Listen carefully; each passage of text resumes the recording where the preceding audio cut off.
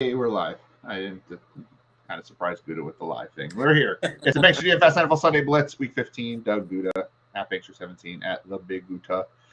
We are Bankster DFS, a fantasy sports community for the casual player, though. You know, the hardcore players, we like them as well. Had another big hit from a big player last night. Paul, one of our hockey guy. Well, he does all the sports. Paul's with us forever.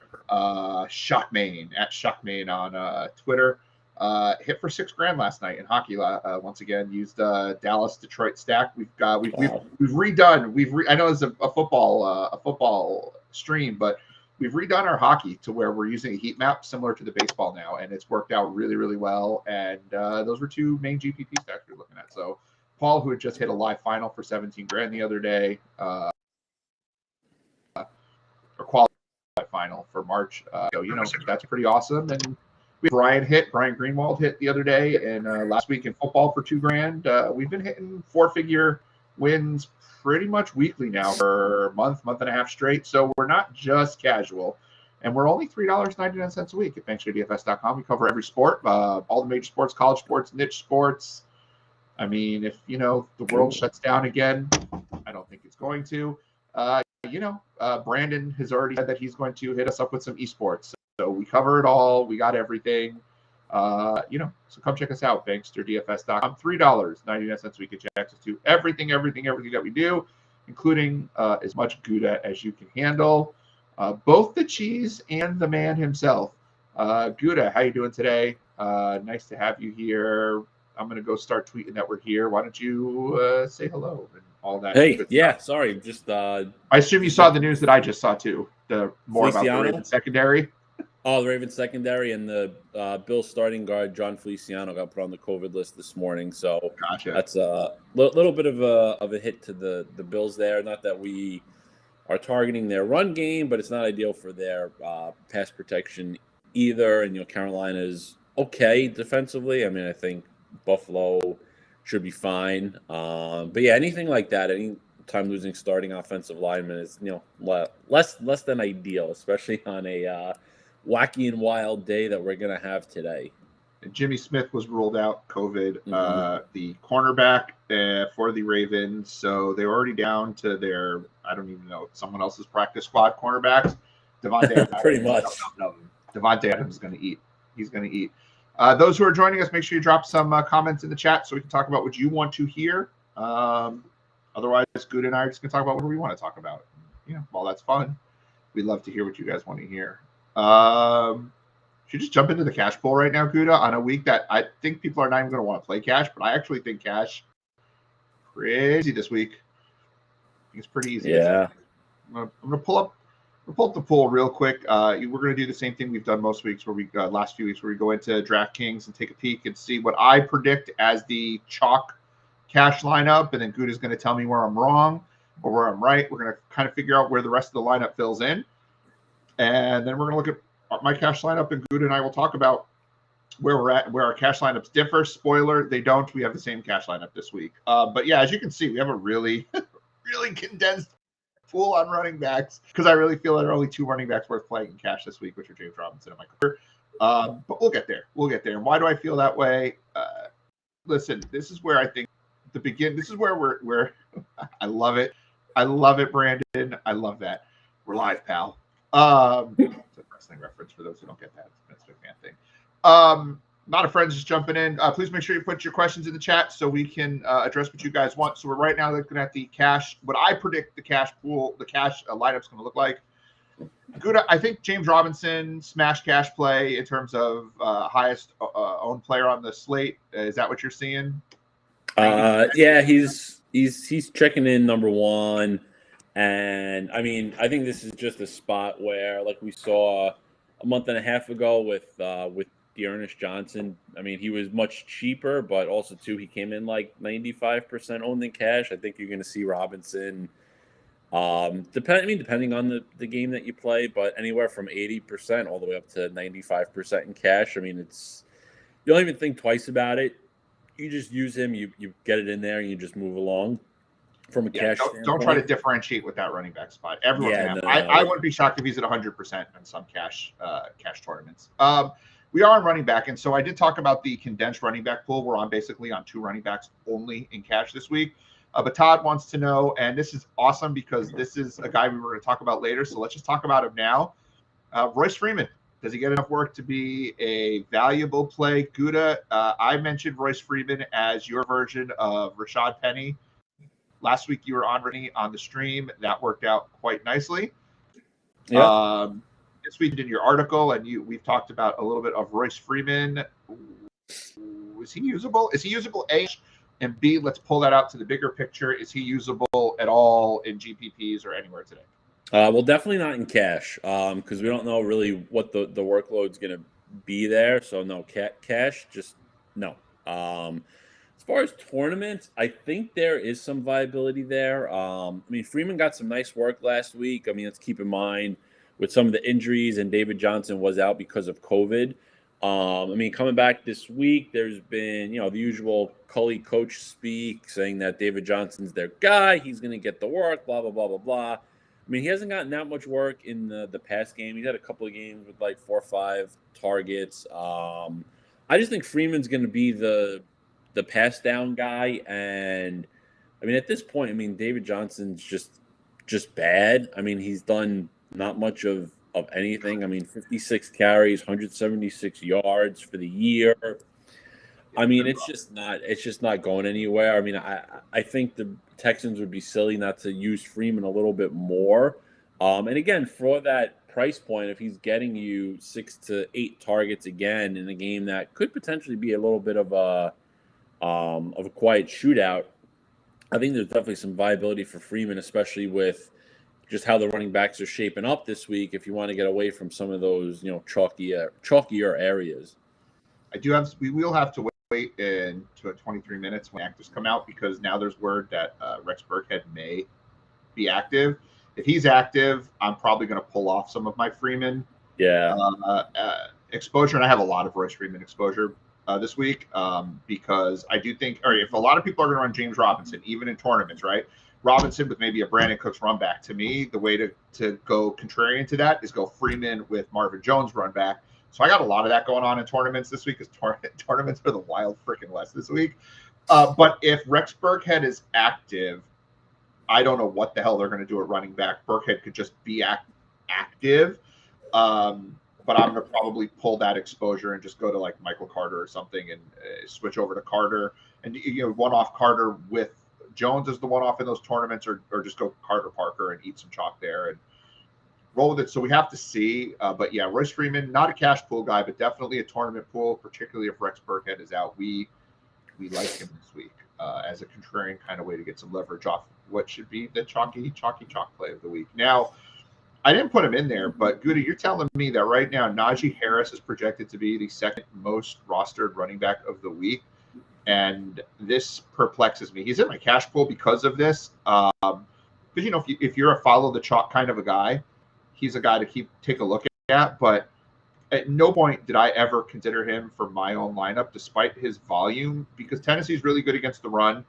And I know he catches some passes, but I don't see it. So can you convince me that he's worth the play, or are we both in the I can't see it? Why is he in cash lineups this week? Yeah, kind of that sentiment. I don't understand it. I mean, it's definitely a product of just a weak slate in general, weak running back choices, and people going after the volume. But I mean, you look at last week, right, when they played Minnesota. Minnesota's relatively bad run defense and pass defense as well. I mean, the Vikings defense has just been bad, right? Pittsburgh had great success in the pass game, and Harris had what's the exact number? 25 touches, I think, last week against Minnesota. 23 touches against them. 23. His volume. With what he actually did, he only gave you from his volume 13.4. Only gave you 13 points. He scored 2 touchdowns to really prop that number up. So realistically, I think the prior 3 weeks of what his production was is a bit more better from what his volume is going to give you. And if you're looking at a 15-point output, I mean, you're barely getting your 2x production on his salary, and there's many different options in the running back spot that can give you that same production at the cheaper cost. 15 points might be good enough to be one of the top running backs of the week. Particularly cash wise, but the cost that it took you to get those 15 points will hurt you because you're gonna have to spend down at quarterback or tight end or one of your receiver positions. And why? And that's the big issue there. It's, what are you giving up in your lineup? Like, are you coming off of one of the top quarterbacks? Are you coming off of Adams or Johnson? Like, what are you giving up to get Harris in there? And I think that's a big issue as well. And Tennessee's got a really good run defense. They don't really allow many catches to the running back. Roethlisberger is not dumping it off to the running back like he was earlier in the year. He's kind of finding his groove a little bit on those, intermediate and even longer routes. I mean, he's still throwing a lot of ducks out there, but Claypool kind of goes up and gets them. So they've been doing all right there. 3 times they've given up more than 100 rush yards. Tennessee, they're just not. They're a fairly stingy rush defense, not so much for the pass, and then which leads me to Deontay Johnson, who should be a chalkier receiver, but are people really going to run Naji, Deontay? And I feel like the way this lineup is starting to play out, Ben would be the quarterback, and why not just run it as a tournament then at that point? Like it makes no sense. What I think this is a product of is the fact that there are no high-end running backs. There's no Kamara, there's no Dalvin Cook, there's no any of the higher end running backs that we've become used to putting into our cash lineup. So they're like, well, I guess I'll put the most expensive running back in there, but you don't have to. Like, I get that generally the strategy is to run 3 running backs in cash, but this is definitely not the week to do that because you're not using Elliott in cash. Gutta has made an argument for in tournaments, which I can agree with, but he's not a cash play. Patterson's not a cash play. Jones is splitting carries. Barkley, you said the percentage is coming up on him, but I can't see using him in cash. Connor's got competition. All these guys are out. You're not using the Denver guys. Like, where is cash play at the top end? So people are probably just like, I guess we'll use Naji Harris. But, you're absolutely right. On volume, he's a 15-point guy right now, and I feel I can get 15 points down, all the way down here. If Michael Carter, I feel look at what he does when he plays. He's 6 targets. That 2-target game was really ugly. 14 targets, 9 targets, 3 targets at 3. He's getting to pass work. Like, he's on the field, double-digit carry. He gets some goal line work. Like, I get that Naji Harris is better. Like, don't get me wrong. I'm not stupid. But Michael Carter is in just as rough of a spot, but he's going to get some work, and I just $3,000 less. That $3,000 less. Why not shoot? And they've already said Robert Saleh, who seems to be a fairly decent coach. It's not some putts like Nagy. I feel like Saleh said he's going to get his normal workload. Great, they're going to feature him. Great. Yeah, and I mean that too, right? If you're looking, if the argument for Harris is using him because he's going to get 20 touches, well, like you said. Carter's $3,100 less, and he's likely to get 15 touches. I'll take that salary savings and, getting basically the same type of workload on a dollar basis, if not maybe even a bigger workload comparatively. And he's I didn't realize that. Not that matters. I didn't realize Jamal Williams was not cleared from the COVID list. Foreman, Edmonds, Davis, Wilson, all within play. Mike Davis, by the way, still getting a ton of snaps and a ton of targets. Like, Mike Davis is still, he's still there. So, all those guys, they're not safe for the Michael Carter, and they're more money. And then Gaskin's going to end up. This is where it's going to go. People are going to end up using Gaskin as a third receiver. That's what's going to happen. This is what's going to happen. They'll pull Deontay Johnson out of their lineup because they're using Naji Harris, right? They're going to put Devonte Adams in here. They're going to run Myles Ginn as the third running back, and Gaskin's going to get 4 touches this week. But I think that's what's going to end up happening, and that's where it is. But I'm not in on Gaskin and cash. I like him in GPP. I'm running him with the Dolphins, but I think you're going to see this number come up big time. Oops. Nope. Can't do it. Stupid DraftKings. While I'm trying to figure out how to put him into this lineup, we want to answer this question on Aaron Jones, and I I have an answer to this. I want to hear your answer, and then I mean, obviously GPP only, but I have an even different answer on that. I want to hear what you think though. Yeah, so definitely GPP only, but even that, I don't There you go. know if I don't even know if we can That's use him this week that's the right answer. because That's the right I answer mean, right yeah, there. Baltimore. Why are we So playing Aaron Jones this week? yeah, so Baltimore's still has a pretty decent run defense, and I mean Jones only had he put 8 up 21 touches. points. We only had 8 touches last week, and 2 of them went for touchdowns. Like you can't rely on that type of thing. He only had 11 touches the week before against the Rams. Like I don't know if Jones is still kind of banged up, but they brought him in as to form that 1-2 combo with AJ Dillon. I mean, AJ Dillon is clearly their top between the tackles guy. Like Dillon has kind of overtaken Jones a bit in that sense. I mean, Jones is still the better receiver, so you're going to see Jones out there for the passing Dillon can downs catch the and ball getting. though. Dillon can Oh yeah, catch though. Dillon's good, but Jones is more dynamic with his skill set than what Dillon kind of brings. So I just I'm think curious. it's going to be too messy of a timeshare and all that. I mean, yeah, listen, Jones can give you 3 touchdowns. Like there's always that possibility, but I don't know. It's just that backfield is just too weird for me right now. I'm going to just pull up Aaron Jones in a second here, but I'm wondering if Jones has a 4-week stretch where he did 13, 26, 15, 20, that level of consistency at any point during the year, because I'm going to go ahead and guess that he hasn't, because that's not what Aaron Jones does. Aaron Jones goes for 8 points or 40 points. Like that's, I know he's had a couple of, it's 20-point week is different from what I said, but like that's because he had the 2 touchdowns. That's, the typical 40-point gets the workload there, but he has no week. There's the stretch right there. 41, 17, 11, 17, 21. But even then, only 2 games over 20, like 1 blow-up game. I don't know, man.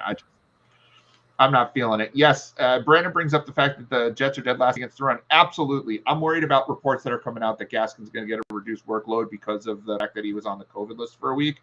And if he's feeling any fatigue from, having not worked out or whatever it was, we don't know what those lingering issues are. The Dolphins have a plethora of running backs they can put in there to use. Salvin Ahmed's active. Did they not activate? No, Brown didn't get activated, but they have. Oh, that's an easy waiver drop for me. Then I'm gonna. Yeah. So it's between Gaskin, Johnson, Ahmed. Like there are ways they can use other guys. I mean, they said Gaskin starting. That report has come out, so I do feel a little bit better about him. And if you insist on putting him into cash instead of like Michael Carter, but where are you finding that extra however much $900, and are you taking Deontay Johnson out? Like, are you really gonna? I'd like Johnson over Harris, and that's really where the pivot comes in for me. But I feel like this is where cash is headed. Now you'd mentioned to me, I mean Parker, Davis, and Adams. I think are going to be your 3 highest owned wide receivers slate. I mean everyone's going to be on Devontae Parker. Dan, are we stacking Dolphins in cash? Is that? I mean, I guess because it's the Jets. Like this is it's weird. Like what? No, I'm just laughing at stacking Dolphins. I mean, these listen, Gaskin and Parker are the 2 guys the 2 types of players that on a normal slate or even like years past where if those guys were chalk, you ran far away from them, and now it's like people are looking to use as much as both of them as they can get. So I've sort of built up on here kind of what that I think it's going to end up looking like. So you've got Gaskin. If Gaskin ends up pulling a bigger number because people want to use Harris, they're not using Deontay Johnson. We go on with Evan Ingram because his number is really high, according to and I heard Joe Holka talking about him this morning. I was watching Holka today, and he was talking up Evan Ingram too, which will inflate the field a little bit when these bigger names in the industry are talking up a player. But that also gives you an avenue to use Josh Allen and the Bills defense, 49ers defense. To me, this is where our chalky cash lineup is probably coming in, and I think it's a mistake.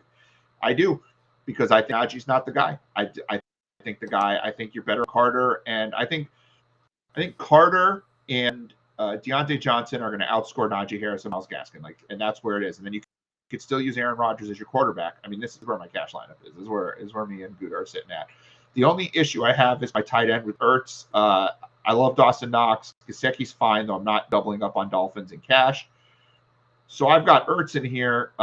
If he's active, I'm fine against Detroit. I think he'll get some more red zone and third down work with Hopkins out. Dawson Knox is completely reasonable here at 5,100, and doing that and changing your defense allows you to go from Rodgers to Kyler Murray. But I just like Rodgers a little bit more this week, as with Gutta. I get the Josh Allen. Like, if I get all the way up to Josh Allen, I'm probably more comfortable with Josh Allen because the Bills don't want to run. But I would have to move too many pieces, I think, to get to the 600 I need for Josh Allen. I could say 400 here. I guess you could go, if you really wanted to go Dawson Knox, the Lions defense, and Josh Allen, you could do that, but then you've got 3 Bills in your cash lineup, and we want to do that. I don't think we do. I guess you could do Dalton Schultz. Like, you could get up there, but this to me is where I'm most comfortable. Plus, I got a couple of later game players. I think this is where we need to be for cash this week. Like, it's where I am. I'm playing. I've been backing off on cash a lot recently because it's just been weird. And for some reason this week I feel really good about this, and I'm heavy in cash as I've been maybe all season. And I'm going crazy in tournaments. It's just do whatever. All right, let's pull up a couple more questions while we're here. Miami game's tough to judge. Will they pass a ton or will they just run all game? Miami's the 7th most pass-heavy team in the league. I don't see that changing much. Do you, Gutta, see that changing much? I want to see what they did against the Jets last time. I don't think so. I mean, that's exactly what I was pulling up too. I mean, yeah, he threw 33 times. You know, Gaskin did all right. I mean, they all did okay. I mean, I guess it's a little different with Miami at home and as a bigger favorite, but Gaskin had 23 touches in that game. That was a big. I mean, but he only put up 18 points. I mean, still scored a touchdown to get there. Like, think about that. 12 points on volume. Like, Gaskin did there. He didn't get there without that touchdown. Is he likely to score a touchdown? I think he is. But is he guaranteed to? I don't know about that. Yeah, like I'd rather bet on the Dolphins passing game than their run game. Agreed. And I'm going to be a little under, like, Dolphins and Jets. The Dolphins side is projecting to be a fairly chalky play, and yeah, I'm not going to be. I'll be with the field on Parker probably, but I'll be underweight on the field the rest of the way. I do have a lot of Gaskin, not a lot. I have some here. I have the numbers here. Pull up the percentages. These are really, by the way, I'll leave a little free plug for Roto Grinders because we don't offer the service. They can give you your exposures. It's a plugin for Chrome. It's a Chrome plugin and it's free. As long as you just have to sign up for a free account over there. They're way more expensive than us, so not worried there. But yeah, head on over there, and if you get the free account with them, you can plug in this engine that allows you to see what your percentages are in tournaments and whatever. Like, I'm at 23% on Parker, and that's going to be under the field, but it's still significant for me. I'm trying to see if I have any Gaskin here. Yeah, I have one lineup with Gaskin right now. I'll increase that exposure a little bit, Gaskin Dolphins, but like, I'm not going crazy on that game here. My exposures will change a little bit. I have a dense pool. Let's answer a few more of these questions. We'll start with this one. We'll go in order. Sorry. Brandon came in, I think, a little bit late. Thoughts on Foreman? Gutta was worried about Foreman because he's going to need a touchdown to get there, because if Pittsburgh's up, they're not going to have Foreman in the game a lot. And he's only had about 30% of the snaps. I'm using him in tournaments. Definitely not a cash play. I'm using him to run back on Deontay Johnson. Like, if I'm using Deontay Johnson, who I'm very heavy on, is where I'm at with Deontay Johnson. 70% with Deontay Johnson. So I've got 46% Foreman. So like, I'm using that as a mini stack quite a bit today. But I'm not running Foreman out there naked. Like, he's strictly a run back play for me for the most part, unless I absolutely need to save money at running back. Let's see. We've got Ertz definitely in. No, not yet. We'll find out in 5 minutes. We'll let you know. Will Gutta and I ignore the room and start playing with our phones? And Seth thinks the Bills are a good play for defense. I think the Bills are a great play for defense this week. I think your sweet spot for defense this week is actually 100 to 3100 range with the Dolphins, the Cowboys, the Packers, the 49ers, and the Bills. Literally all 5 of those are super prime plays this week. The Packers defense has been shockingly good over the last, month. There's multiple double-digit point games. They're getting in the backfield a little bit, but what are the sack totals not showing you? The turnovers are. They're just turning the ball over quite a bit. They have defensive touchdowns, which are, but again, pressure gets you there. I mean, pressure is going to lead to touchdowns. The Bills, they struggled a little bit on defense, but Carolina's a freak mess. The Bills have the upside, to get there. They're not a very sack-heavy team, though, but I'll be using them a little more in tournaments. I really like the Niners. I like the Cowboys are a very underrated defense. People keep thinking it's last year, but Parsons has completely changed defense. And, credit to Dan Quinn, right? He's been a great coach. They're just getting in the backfield and they're forcing massive amounts of turnovers. Mike Glennon. They're facing Mike Glennon. And I love the Dolphins, of course, against the Jets. It's the Jets. Rashad Bateman. What are your thoughts on Bateman? Sammy is in protocols, so he's out. What are your thoughts on Bateman? And Marquise Brown is a little ill, non-COVID related illness. Brown's supposed to play. I mean, Bateman ended up, Bateman had a nice stretch. He kind of faded. I mean, he ended up with a really nice game last week. I mean, the volume ended up getting there with Baltimore playing from behind and, trying to mount that comeback and all. I don't know. I'm not really looking at it. No upside. Yeah, I mean, my only focus on Baltimore really is Mark Andrews, which Andrews. That's iffy. Yeah, I mean, Andrews' volume has been unbelievable. He showed a real connection with Huntley last week, and I think Andrews is going to be really leaned on in this game, whether it's Huntley or Lamar that plays. So I don't think Bateman. You need to. I just don't see it with Bateman. I just don't think it's there.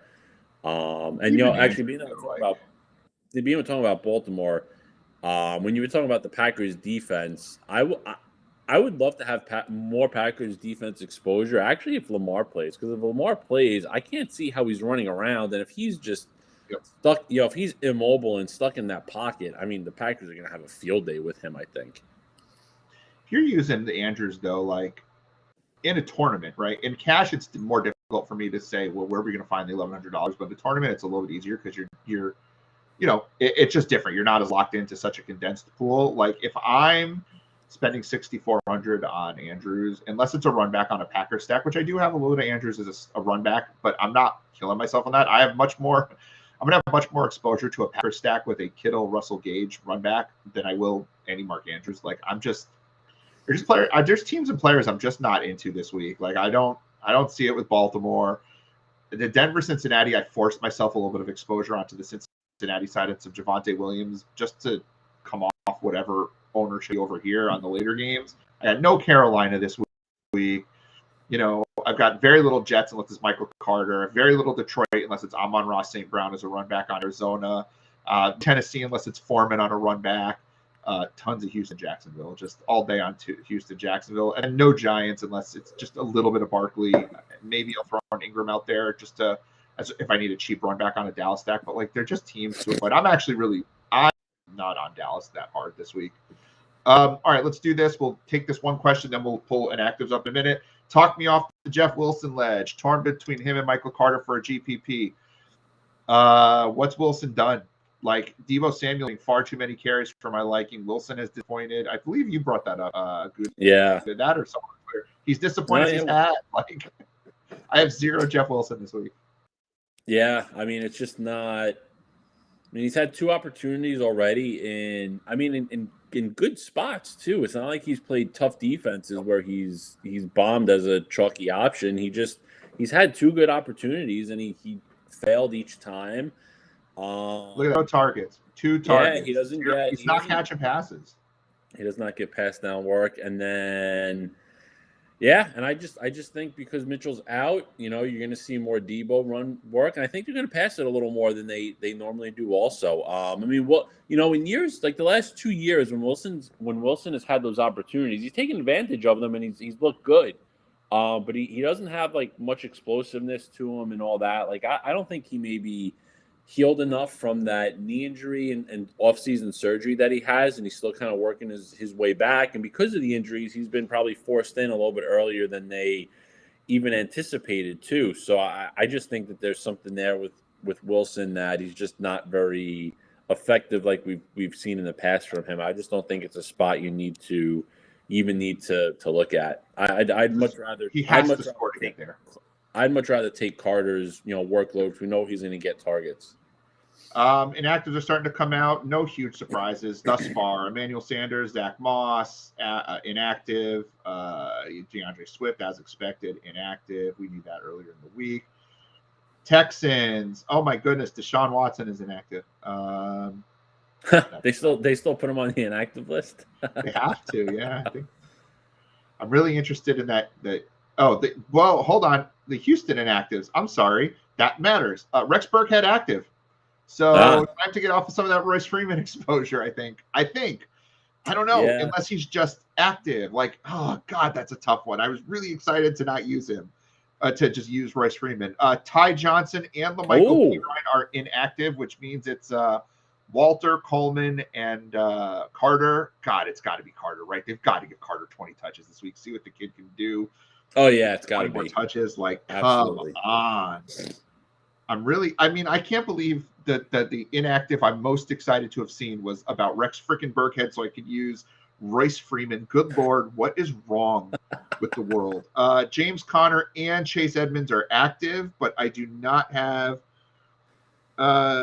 Zach Ertz is active. Whew, there was a Zach that's inactive, but it's not Ertz. All right, Ertz is good to go. He's in the cash lineup. I'm not touching my cash lineup. We're not tinkering. This is one of those weeks when maybe I wish we went up until lock so I don't tinker too much on the cash lineup. But I'm not touching it. We're good on cash. We're sticking right here, baby. This is the cash lineup this week. Going hard on cash. Good Lord.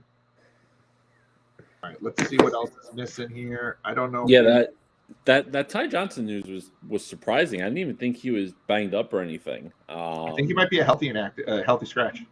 Yeah, which gotta get work to Walter. Honestly, though, like that could help because I just don't see these other guys doing anything. Well, Tevin Coleman's not catching any passes. If anything, maybe Carter gets a couple less carries, but Carter's not coming off for pass down work.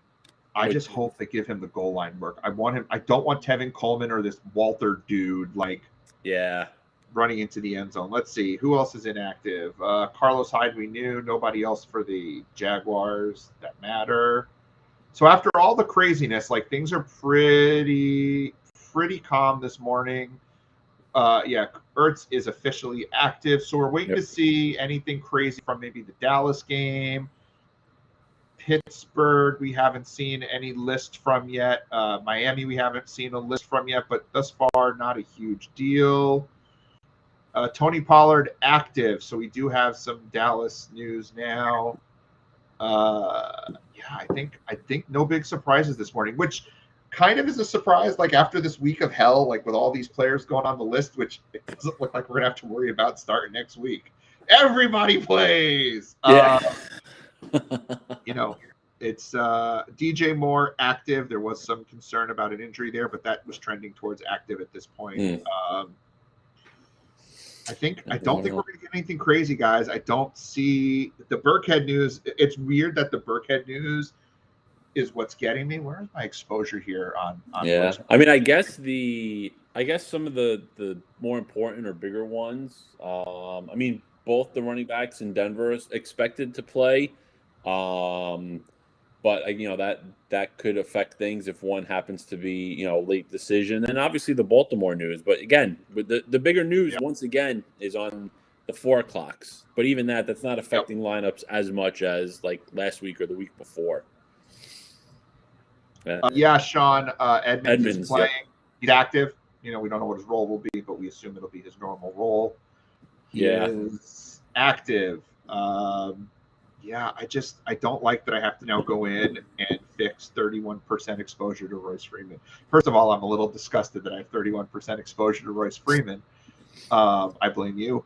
And then I'm really not excited about having to go in. Do I have any on FanDuel? Thank goodness I don't. I can just. I mean, listen, Burkhead being active could maybe just mean a couple less touches for Johnson, or it could mean nothing. Well, maybe Burkhead is just active because they wanted a third back active, and break in case of emergency. I think Burkhead being active saves us from some pain. Like, I think it just says get smart, do something else. But who's in that range? I mean, at Michael Carter, what am I going to 90% Michael Carter exposure? Like, well, yeah, that becomes the problem. And it kills that run back. That's what hurts. It's like you've got this contrarian mini stack, right? Like, you've got this beautiful contrarian mini stack to the James Robinson, Brandon Cooks. You've got Marvin Jones, Royce Freeman, and now it's like, what in the like? Do we just keep it and hope that Freeman starts to get some work? I mean, I could see that working. Yeah, I mean, all right, I'm gonna get this lineup out of here because this is not a good line. That's not the lineup. Yeah, there's nothing down there that you can even. That's the problem. Even so it's like you either stick with the lineup you had. I mean, I guess you could pivot over to some Craig Reynolds with Jamal Williams out. Like, but is Craig Reynolds going to do anything? I mean, I don't even know. 2 targets. I mean, he caught 2 passes. He had 11 attempts, but like, or is Week going to get the work there, or am I just drunk for thinking that we should even be talking about this? Does Corey Clement get work today? Like, now we're talking. I'm trying to talk myself into something that's just stupid. Like, this is where the stupidity comes in. If Rex Burkhead had just been out, we wouldn't have to do stupid. See, I'm thinking Igwe might not get. I think it might be Craig Reynolds, and he might be your pivot point. It's disgusting. It's literally gross. It's just gross. What about, does JaMychal Hasty start to see work if Jeff Wilson can't do the job? Nah, I don't think so. I don't think he's gonna. Got 3 passes last week, but they didn't hand him the football. Like, now I'm just trying to talk myself into garbage. No. Like, that's. I mean, listen, if how your lineup is, if you're dead set on the rest of the lineup, and now Freeman's the issue. I mean, you could take one shot on Reynolds and hope he gets another 13 to 15 touches like he did last week. If Culley wasn't such a shitty coach, it'd be a little bit easier too. Culley's awful. Yeah, I mean, because wish they fired him too. Could have been a great game this week. Just fired both coaches. I don't know, man. Jacksonville could just run it up now with Rex Burkhead active. That changes the whole complexion of the game. It does. This is awful. Like, this is what we're talking about right now. 38 minutes into the show. If this is what we're talking about, we've lost some viewers since we started talking about Houston. All right, I'm not talking about Houston anymore. I want people to come back to watch us. All right, folks, we're going to move into the GPPs, and we're kind of talking about it already. But drop your questions still, because otherwise we're just going to talk to Burkhead for the next 22 minutes. No, we're not going to do that. Just put your questions in the chat. Let's do that. All right, Gutta, we've kind of talked through cash and beat that to death. Where are we going for tournaments today? I know we talked about some strategies off air before the show started. Where is your exposure going to go most? Where's the first place you're looking for tournaments today? Well, one guy I wanted to bring up, because actually it's right in the heart of some of the chalky running back plays, and we've been talking about Freeman all morning. So let's talk about the other Freeman, Devonte Freeman.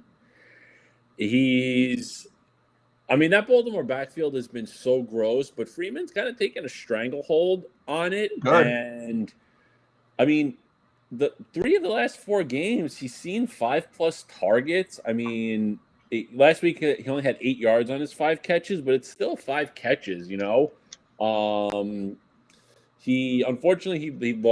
Latavius Murray had, the infamous 1-1-1 line last week or 2 weeks ago, whenever I forget which game it exactly was. So, I guess depending how it rolls out, he could lose the goal line carry, but he's pretty much been the guy, 18 touches last week, 19 touches 2 weeks ago, 17 touches before that, 22 touches. Like, the guy is getting volume. And I mean, if Lamar is out, they may rely on Freeman a little bit more as well with Huntley in there. I mean, listen, if Baltimore needs to win this game. I mean, the best way to win against Green Bay is to keep Aaron Rodgers off the field. and that's going to be the case. Freeman becomes a very integral part of it. And, again, yes, Gaskin's got a great matchup. Robinson's got a great matchup. But the ownership these guys are going to carry, Freeman's the same price. And realistically, right, you're hoping Robinson finally is going to be in the neighborhood of 20 touches. You're hoping Gaskin stays in that neighborhood and he's okay from COVID. Well, I mean, Freeman's just as likely to get 18 to 20 touches as those other two guys are as well. What's Freeman? Give me an over under on fantasy points for Freeman. Like, what is a number that you would be like, all right, I feel really good that I put him in my lineup. Give me an over under on that. I mean, I think if he gives you 15 points, you'd be happy with it. All right, here's what we're going to do, folks. We're going to do a live stream special, an out of nowhere live stream special. And it's only for people who are watching the live stream, or if you happen to be on YouTube and you're watching the live stream, because I know we tend to get a lot more viewers after the fact that watch the stream afterwards for some reason, because I guess they just like looking at us. But all right, here's what you do. If you make a lineup that has Devonta Freeman in it, okay, and he scores more than 15 points, okay, so you have to make a lineup that has Freeman in it. He's got to score more than 15 points, and you DM it to me on Twitter or put it in the Slack chat, right? Just come to Slack chat, put it in Slack chat. Like, here's my Devonta Freeman lineup. Show me at the end of the week that you had Devonta Freeman in your GPP lineup this week and he scored more than 15 points. I will enter you into a random for a Devonta Freeman autograph rookie card. Wow. There you go. So there you go. Some little live stream love here. I got to remember I'm going to do that. Now, you've got to do it. Do I want to do it for members only? Let's do members only. We will not do it for staff. Members only for now. We'll see how that works. Maybe next week if I do another one, I can. I'll open it up to staff. But I want to see members. I want to give a reward to members. I have this up on eBay right now, but I will pull it off eBay. I will end my listing on eBay and I will give away this Devonta Freeman autographed rookie card. If you're into cards, check out Chicagoland, by the way, on Facebook, facebook.com/group/CLBreaks. Devonta Freeman, you make a Devonta Freeman, not a Royce Freeman, a Devonta Freeman lineup. A, he has to score above 15 points. B, and you got to send it to me in Slack chat. You've got to send it, so you got to come visit us on Slack chat. You do that, and you got to be a member, of course, of our site. You do that, I will take all the people who have it. I will do a random next week on the live stream, and I will give it away. And then if that goes well, next week I will do another one. That's the reward for those of you who stuck with us for this and listened to us talk about Rex Burkhead. Good Lord, please remind me I did that Gutta next week. If no one sends me one next week, I might just do a challenge just for the staff and, give them the reward next week. I've got a whole bunch of rookie cards sitting around that we can challenge with some other players. We'll see what we can do. All right, anywho. Back on to what we're doing. So there it is, the Devonta Freeman challenge, the Gutta special, we'll call it this, the Gutta special. He's got to score more than 15 points. Gutta total. Gutta set the total. He didn't know I was going to do that. So if you think the total's too high, blame Gutta. All right. All right. Shreddy wants to know about Cortland Sutton, which I'm glad he brought this up because, like I said, I had to force myself to have any exposure to Cincinnati this week. And I'm really only have Javonte Williams exposure to Denver because he's becoming my Jonathan Taylor this year, like the guy I'm going to fall in love with in the offseason and overdraft and be really happy about. And I'll write some really genius stuff about him this summer. But it would be nice to have some other Denver exposure for the late slate. One's going to be on this game. What do you think? Cortland Sutton, is this his week? Good to say no. Nothing. No. Nothing. It's just not there. No. This is not. He's just done. Is there a receiver we want? No. Do we want Judy? No. You attack the slot for Cincinnati, right? Or is it the outside? Yeah, I mean it can be in the middle, but I've kind of had Judy as a solid play the past couple of weeks, and it's Bridgewater. I mean the defense is solid enough, and the way that they run, they don't. There's no tempo. Bridgewater is just not. You can't trust the pass game. It's just not. There's always the quote unquote for GPPs, anything goes, but it's got to be within reason too. I mean, there's just nothing there really with Bridgewater lately. He's just not doing anything. I mean, last week he only threw it 25 times. Granted, that was against Detroit. I mean, at Kansas City, Kansas City, they were down. You got to pass against Kansas City, kind of maybe match tempo a little bit. Threw it 40 times. You only came up with 14 fantasy points. He threw 2 picks, Against the Chargers, he threw it 18 times. Against the Eagles, they were getting dominated by the Eagles. Threw it 36 times. He had 226 yards and no touchdowns. The guy's only cracked 20 fantasy points, twice over like the past 10 games. He's just not. I mean, there's just nothing there with Bridgewater. I just don't know. It's just not going. Over on SiriusXM week, Jeff Nance had mentioned one of his hot picks for the week is that he's going to. He thinks Drew Lock's going to come in this game too. Bridgewater is going to continue to be ineffective, and they're going to give Drew Lock a look. I don't agree with that necessarily, but I can see where that argument is, because what's Bridgewater done? He doesn't open up the dynamics of this offense. It is a very vanilla offense, and they're just pounding the ball. Yeah. If they're up, that's not going to have to happen because they're just going to run the ball with Williams and Gordon. Let's hope Gordon's out. Not that he will be, but let's hope so we get more Devonte. I don't love this passing game, so I'm not sure we're playing Sutton or Judy. I want to play Tim Patrick. I think I used Tim Patrick as I used Tim Patrick on Underdog. Promo code 5Sagers for $10. I did use him in Underdog in one of my pick'em lineups this week because he has been getting some consistent targets. But even that, like 21, 9, 26, 14, like the yardage is just straight trash, homie. Straight. Yeah, trash. there's. I mean, Denver. It's all about the running game, really. Big Matt's got the 150 Devonte Freeman lineups to try to win that rookie card right there. Now, when Devonte comes in at 14.9 points and that giveaway doesn't happen, that's going to suck. I feel terrible. Is what it is. Don't do 150 Devonte Freeman lineups. No. Where else are we going to tournaments? Where else do we like? And we're still taking questions too. 13 more minutes left in the show. Tons of time for questions too. So let's see. I mean, we kind of know all the big boy areas, right? I do think that I think with Jacksonville, you can just give yourself monster leverage with using their pass game. Again, I don't know what the hell their pass game is going to look like. I don't know if firing Urban Meyer fixed it. I wrote, in my article, I had seen this on Twitter, so it wasn't my research, but I saw it from somebody. So I'm researching it into my artitle. Dude, everyone's got research from somewhere. Unless you're the one who writes the stats from every game, we all get our information from somewhere. Marvin Jones had his 2 best seasons with Darrell Bevell as his offensive coordinator. And also too, Bevell was the offensive coordinator in Seattle, and he's credited with the decision to draft Russell Wilson, and he's the guy that developed him. So maybe he has a more hands-on approach now with Trevor Lawrence, and we start to see, a little bit development, a little bit, maybe he plays looser, he plays a little better, but ultimately, I think the thought process here is just that if James Robinson fails and doesn't get the value and the point output that we need, and Jacksonville scores points, it's going to be the pass game.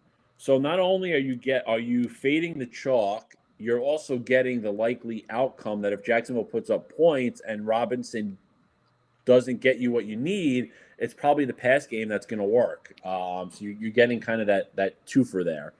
You can also go the route that I've talked about several times with the Rams and other teams in the right spots, especially like the Buccaneers. You could go for like the all touchdown method where you use Lawrence Robinson and say Marvin Jones, and you say, all right, I think Robinson's going to have a big game. I think it's a fool's errand to really fade him, but now you're making your Robinson lineup at least unique that nobody's going to really pair him with Lawrence and one of the pass catchers. But there's a lot of viability for there because there's nobody else in that backfield, so Robinson should catch passes as well, so he could kind of be game script proof anyway. And you just hope that Houston puts up enough points that Jacksonville throws it more than they kind of run it, and maybe you're getting that output there where everybody excels on Jacksonville. I mean, I just threw a lineup up there just for shiz and gigs. You go with that Trevor Lawrence route. You get some O'Shaq Hennessy in there, some Brandon Cooks. The Cooks will be a little chalky, but no big deal there. you can get Devonte and Deontay Johnson, who I love. You got your Freeman and Foreman. Ooh, there's the Devonte special lineup. Maybe this is the lineup that gets you there, that gets you into the thing. And then you can pick any defense you want because you have more than enough money to cover defense. Great. Throw the Cardinals in there against crappy-ass Detroit.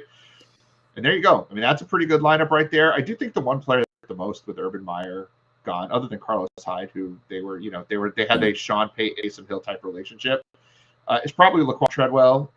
I can't see how Bevel doesn't go in and start to give Laviska Shenault some looks. Like, Treadwell's been fine, but he's not the future of this team. And this is Deebo Samuel Jr. right here. Potentially, in theory, he should be. And his target share has started to go up a little bit. He hasn't done anything with it, but it wouldn't shock you if Laviska had 7-8 targets and 4 or 5 rushes this week. I mean, Bevel is a creative enough play caller that could happen. So maybe you don't use don't use O'Shaughnessy. Maybe you don't use Deontay Johnson. Maybe you go in there and you use, as your third wide receiver, you go in there and use Shenault. And then you go in your tight end position and you find a way to go get Kittle. And then you don't use the Cardinals and you don't use Foreman. Like, you can start to play around a little bit here, and then you just go and you've got yourself a pretty decent lineup that you can pull. I don't know, go get Michael Carter, let's say, right? You go use $47 Carter. Where does that leave us for a defense? And now you've got Adams and Kittle in the same lineup, which doesn't suck at all. And you got the Cowboys defense. I mean, like, this, first of all, this is going in a second before we log off. This is a lineup I'm using. I like it. Of course, don't be stupid like me. Put your late game player in the flex. Like, don't be dumb. Wide receiver, Laviska, 4,300. I love building lineups. Do you know I love building lineups, Gutta? I don't know. I know you do. I love building lineups. It is the most fun thing. Here you go. Shreddy says, what does Shreddy say here? You can use Lawrence and get Deebo, Adams, Deontay in with Marvin Jones. I mean, yeah, you can go in so many directions with the Trevor Lawrence stack. Like, it's ridiculous. And I'm here for all of the ridiculous this week, right? Tournament. It's funny because I think in tournaments this week, right, you can go one of two directions. You can get super duper wacky, which is within reason, like to get super duper wacky this week. And I think a Lawrence stack is a little wacky, but you're still using some high-end guys. Or, and Gutta and I spoke about this before the show started, we talked a little bit about just play the best players. Like, is really stupid to just go and use Josh Allen stacks, Kyler Murray stacks, Aaron Rodgers stacks, and maybe some Dak Prescott stacks. Well, everyone else is trying to make Tua work, or how to make Ben work, or how to make Davis Mills and Trevor Lawrence and Jimmy Garoppolo. All of those guys are in play for sure. We will definitely have some exposure to them, but doesn't it make sense to just play the best guys? Like, look what Jimmy Garoppolo does. Like, his pieces are ridiculously expensive, just like using, Buffalo players or Green Bay players. But what's Jimmy G done that's been tournament-winning type of play? He's had over 23 points once all year long. Jimmy G's knocked me there on his own. And I'd rather run Jimmy G pieces without using Jimmy G. Everyone's going to be on Tua this week. And Tua's been playing better. He's been ridiculously efficient, really efficient. But, when's the last time he scored 20 points? Week 7. He scored over 20 points twice all year long. Ben Roethlisberger has seen an increase for sure in productivity recently. He's been over 20 points, 2 of the last 4 weeks. But really, where's the upside? He has 2 20-point games all year long. People are going to force Ben stacks this week. Davis Mills looked great last week. I've got a Davis Mills stack, but are we really going to go crazy on Davis this week? The volume could be there, but even with 49 attempts at 300 yards, 21 points, like 21, 24, he's fine. Just as using a Trevor Lawrence type of play, but like you could just use Allen Murray and Rodgers be fine this week, and I don't think either of them are going to come in at such a number that it should be worrisome. And you can get a little contrarian. Yes, Gabe Davis is not a contrarian play. Steph Diggs is going to be really, really highly rostered. I'm not touching Steph Diggs this week. He's going to have Stephon Gilmore covering him. Why just not go elsewhere? Dawson Knox has been great. Gabriel Davis has been fine, even with Emmanuel Sanders in the lineup. He should be fine this week. This is not an overly expensive stack, and you get there with the low roster percentage. Same thing with Arizona.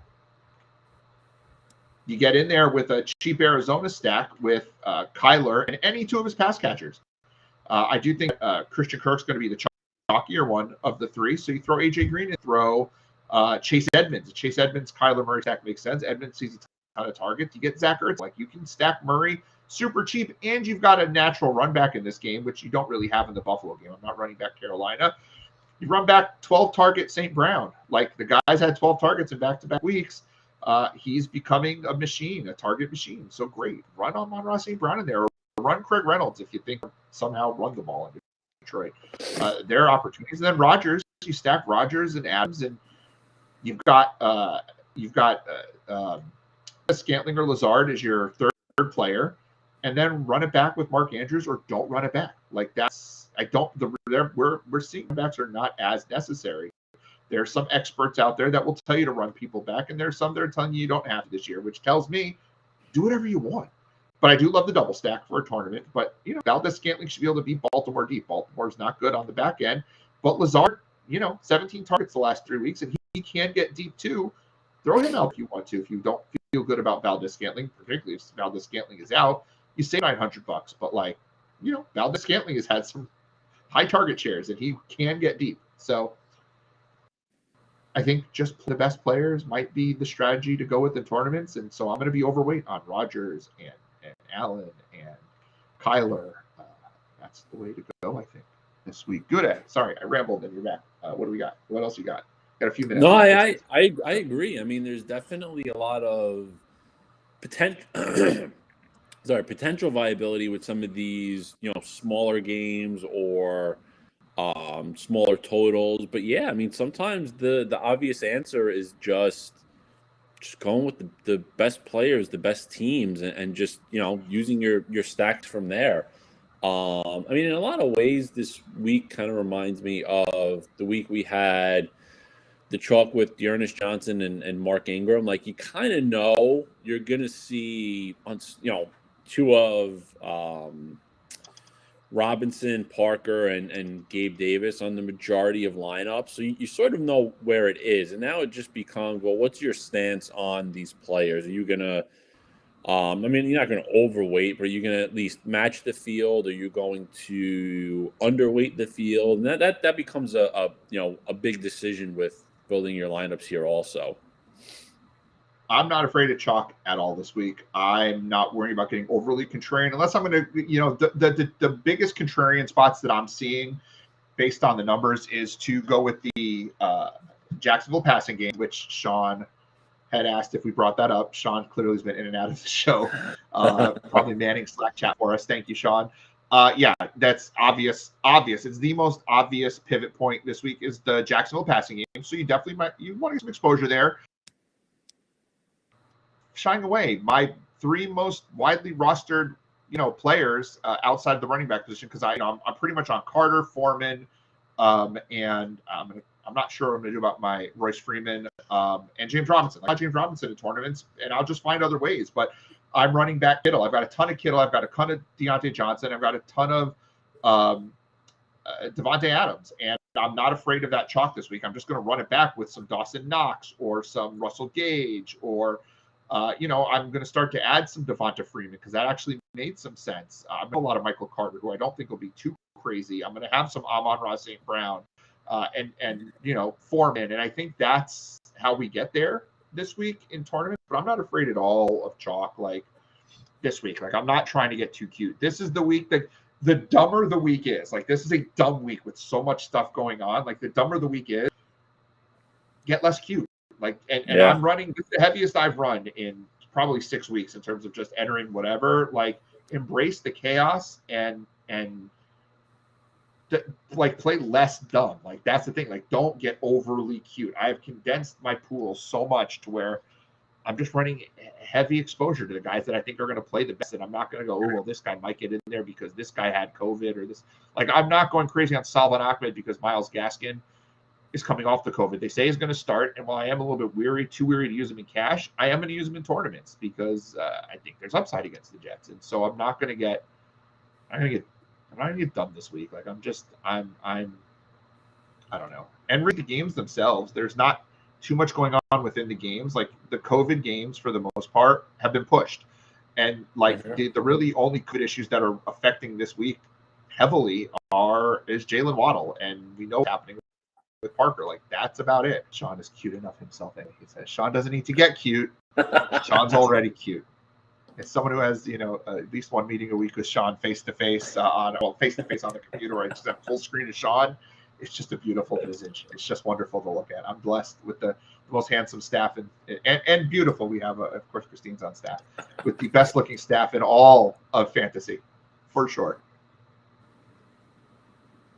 It's good, but I'm the dumbest and the ugliest. I got a beautiful and intelligent staff. This is wonderful. This feels like a good place to end it. I do have one more question for you before we sign off. Last week, your guy at the very end was like, hey, maybe Rashad Penny. We talked about him. We talked about taking the over prop on him on Prize Picks, promo code Bankster for 100% deposit bonus up to $100. We talked about, and then he went into Slack and said, hey, who's joining me on a Deonta Foreman, Rashad Penny lineup, which I thank you for, and that worked wonderfully. It was going to be Royce Freeman. I don't think are in your mind. Who's that guy this week? Is it Devonte Freeman? Is it the challenge that we're running that we can win our rookie card here? If you have him in your lineup, he scores more than 15 points and you enter the random. Who's our guy? Who's the guy for you this week? The out of nowhere kind of Gutta guy. We'll call him the Gutta guy. So the big cheese. Definitely Devonte Freeman. And I also think Melvin Gordon this week. Because I do like the matchup, and I know Williams is really, really good. I love Javonte Williams, but they're getting very similar workloads, and with Williams Williams closer to 18-20%, and Gordon at 2 to 3%. If they're getting the same workload, I mean, I'll take a little bit of the lower owned guy. And he's cheaper. Gordon's cheaper, and he's like $200 or $300 cheaper, so you got that working, which is well. And I also think something that wasn't on the stream last week, but that for the 4:00 slate that I threw out there that I thought was a good idea and actually worked great too.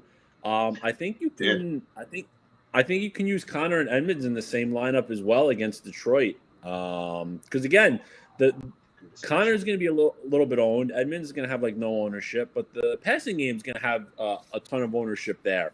I mean, listen, if things work out like they did against Detroit last week where Denver ran all over them, if Arizona runs all over them and they just kind of save Kyler in a sense, those two guys can go off and kind of hit it big. This is going well, I think, too, with I think this could work well with a Buffalo stack because we're not looking to use running backs in that game. All right, we'll build it. Let's build it before we get off the air. Okay, We're going to run the Gutta double here. We're going to run the Gutta double stack. And I want to give you one wide receiver that if you want to look the lower end and kind of maybe look away from Parker or Gabriel Davis, I think Nico Collins maybe could be a guy that you look at. He had 10 targets last week, and if Houston does throw it a ton again, $3,500 if he gets 8-10 targets, he could have some kind of output there also. Is basically no ownership too. Well, you are speaking my language. I do love some Nico. He's been all right. All right, here's what we're gonna do. Look at this. This is the Gutta. We're gonna run the Gutta special out here. Okay, here's the Gutta special lineup. Critique it. This is how we'll go off the air. You will critique the Gutta special lineup. Here we go.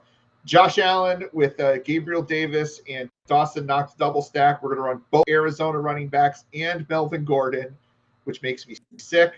I'm building it and nobody sees it. That's why you're sitting there like, Doug, I don't know what you're talking about. I forgot. I'm listening, building it in my mind. There it is. Josh Allen double stacked with Knox and Gabe Davis, James Conner, Chase Edmonds. We've got a Russell Gage, Brandon Ayuk mini stack. We got Melvin Gordon one off and the Cowboys defense. This is the Gutta special right here, right? This is the live stream Gutta special. So I would what would you go Ayuk to Claypool, and then can you upgrade the Cowboys to the Cardinals? Oh, you're getting real meta here. I love it. All right, where's Claypool? What's Claypool costing me this week? 59. He's 5,900, I think. Yes, I can absolutely do this. So we're just running Gage as a one-off, or I could run Brandon Cooks out there instead. Then, I'd like to. Sure. What do you think, Gage or Gage? I do Gage a lot this week. I think the Niners have been pretty bad against the pass, particularly the deep pass. And Gage been getting a ton of targets. Or play it safer with Brandon Cooks in that spot. No, I would keep Gage there. So there it is. The Gutta special. Oh, we're getting that good correlation. I like that, Gutta. All right, entering it, closing out that screen there. Gutta, love it, man. Great job. This was a hell of a show this week. I liked it. I love the interaction, folks. Please join us every week. We love when you put questions in there. It keeps Gutta and I honest. And come join us at banksterdfs.com. $3.99 per week gets you all of our content for all of our awards and fun little contests like we're running today with the Devonte Freeman autograph rookie card. If he scores more than 15 points, you put him in if you're a member and you drop it to me in the Slack chat. Lots of requirements, but really none of those that hard. Thank you for joining us. $3.99 a week, banksterdfs.com. We have, let's see if we can get another four-digit, four-figure win again this week. Check us out for on Twitter. Check us out on Twitter as well, at the Big Gutta, at Bankster17.